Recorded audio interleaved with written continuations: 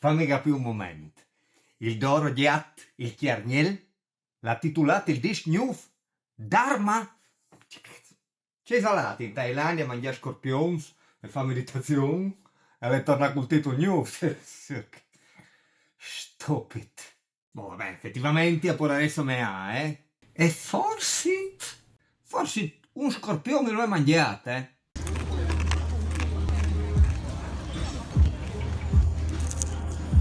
Insomma, c'è sta vino di gente? Sì, Dharma. Dharma effettivamente è il titolo del mio nuovo disco e questa che vedete è la copertina meravigliosa, la foto meravigliosa che mi ha concesso Davide Kei Paderni per poterla utilizzare come copertina del disco. Ma parcè d'oro. Parcè tu sei stata a titolare il disc Dharma, ma ti sa me il caso, un concetto così complicato. Non potevi tu dare un titolo più semplice, tipo Dice e sigarette?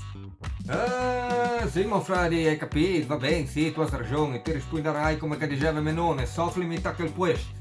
Ma chi è? Io! Ma non è di ascesi, di meditazione, di mangiare scorpioni in Thailandia che stiamo parlando, ma di consapevolezza artistica.